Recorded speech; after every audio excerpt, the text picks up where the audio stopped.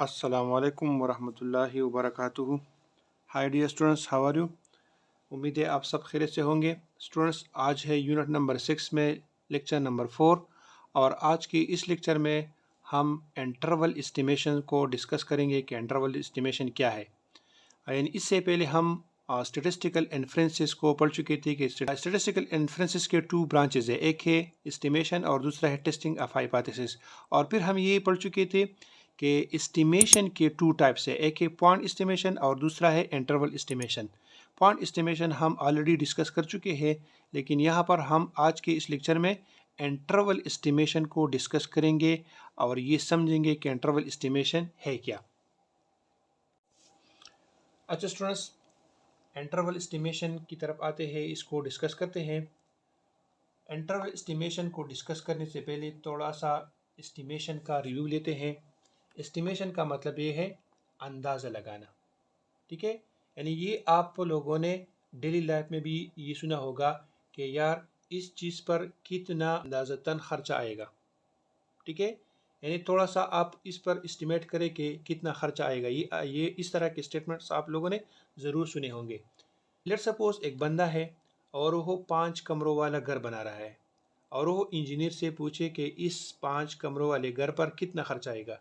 अगर इंजीनियर उसे ये कहे कि इस पर 20 लाख खर्चा आएगा, ठीक है, तो ये हमारे पास पॉइंट एस्टिमेशन है। क्योंकि पॉइंट एस्टिमेशन में हम ये पढ़ चुके हैं कि हम जब एस्टिमेशन करते हैं किसी पैरामीटर की और वो हो एक सिंगल वैल्यू में हो, ठीक है, वो एस्टिमेशन क्या किस फॉर्म में हो, सिंगल वैल्यू की फॉर्म में हो, तो उस एस्टिमेशन को हम पॉइंट एस्टिमेशन कहते हैं। और अगर उसे वो इंजीनियर कहे कि यार इस पर 20 से 25 लाख तक खर्चा आ सकता है, तो फिर यहाँ पर एक इंटरवल आ गया, ठीक है। यानी उस इंजीनियर ने इंटरवल में बात की 20 से 25 तक, तो ऐसी एस्टिमेशन को हम इंटरवल एस्टिमेशन कहते हैं। यानी जब हम किसी पैरामीटर को इंटरवल में एस्टिमेट करते हैं, ठीक है, यानी जिसमें बाउंड्रीज आ जाए, तो ऐसी एस्टिमेशन को इंटरवल एस्टिमेशन कहते हैं। और इसका डिफिनेशन कुछ इस तरह है: interval of values calculated from sample data as an estimate unknown parameter.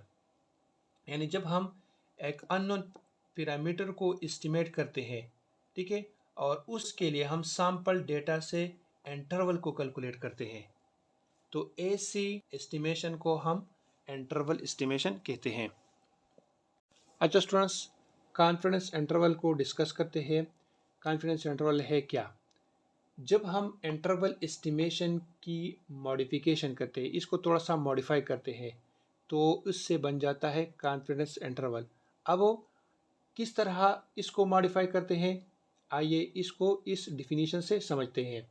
An interval which is constructed from sample observation in such a way that it has high probability of containing the unknown of parameter।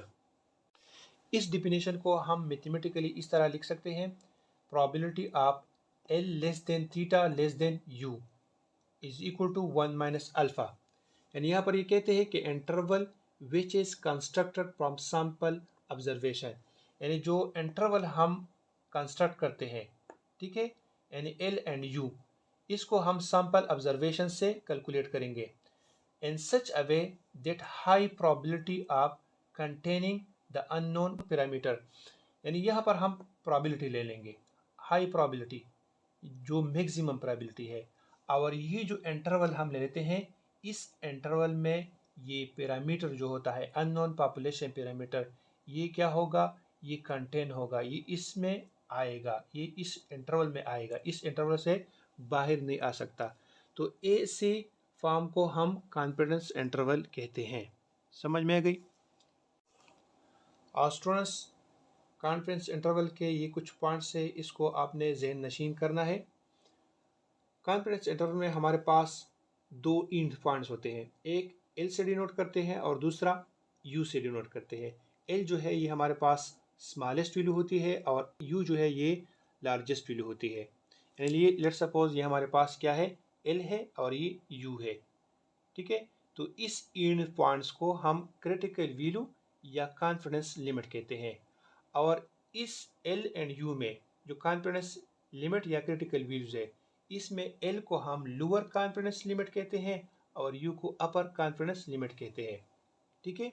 और confidence limits के दरमियान जो area होता है, यानी यहाँ से यहाँ तक, ये क्या है, ये दो क्या है, ये कॉन्फिडेंस लिमिट है। यहाँ से यहाँ तक ये एरिया जो है, ये कॉन्फिडेंस इंटरवल या कॉन्फिडेंस रीजन या एक्सेप्टेंस रीजन कहलाते हैं। ठीक है। एल से यू तक ये एरिया क्या है, ये आपने याद रखना है। ये हमारे पास क्या है, एक्सेप्टेंस रीजन या कॉन्फिडेंस रीजन या कॉन्फिडेंस इंटरवल है। ठीक है। इसी तरह माइनस इन्फिनिटी से लेकर एल तक और यू से लेकर इन्फिनिटी तक, यानी ये एरिया और ये एरिया जो है, ये हमारे पास क्या है, ये रिजेक्शन या क्रिटिकल रीजन है। समझ में आ गई। ठीक है। ये एरिया और ये एरिया क्या हो गई, रिजेक्शन या क्रिटिकल रीजन्स। और इसमें जो हम 1 माइनस अल्फ़ा ले लेते हैं, ये 1 माइनस अल्फ़ा, ये हमारे पास क्या है, कॉन्फिडेंस लेवल या कॉन्फिडेंस कोएफिशिएंट है। ठीक है। इस 1 माइनस अल्फ़ा को क्या कहते हैं, कॉन्फिडेंस लेवल या कॉन्फिडेंस कोएफिशिएंट। और अल्फ़ा जो हमारे पास होता है, सिर्फ इस अल्फ़ा को हम सिग्निफिकेंट लेवल कहते हैं। ठीक है। समझ में आ गई। एक बार फिर यहाँ पर आप देखें, ये एल और यू जो है, ये हमारे पास एंड पॉइंट्स है। इस एंड पॉइंट्स को हम क्या कहते हैं, इसको हम कॉन्फिडेंस लिमिट कहते हैं। ठीक है। और इन दोनों के दरमियान जो एरिया है, यहाँ से लेकर यहाँ तक, इसको हम क्या कहते हैं, इसको हम कॉन्फिडेंस इंटरवल या कॉन्फिडेंस रीजन या एक्सेप्टेंस रीजन कहते हैं। और इस एल को हम क्या कहते हैं, इसको हम लोअर कॉन्फिडेंस लिमिट कहते हैं और यू को हम अपर कॉन्फिडेंस लिमिट कहते हैं। और माइनस इन्फिनिटी से लेकर एल तक इस एरिया को हम, और इसी तरह यू से लेकर इन्फिनिटी तक, इसको हम रिजेक्शन रीजन या क्रिटिकल रीजन कहते हैं। और ये जो 1 माइनस अल्फ़ा है, इसको हम कॉन्फिडेंस लेवल या कॉन्फिडेंस कोएफिशिएंट कहते हैं और सिर्फ अल्फ़ा को सिग्निफिकेंट लेवल कहते हैं। ठीक है। उम्मीद है स्टूडेंट्स कॉन्फिडेंस इंटरवल आपने सीखा होगा। इंशाल्लाह नेक्स्ट लेक्चर में फिर मुलाकात होगी। तब तक के लिए अल्लाह हाफिज़।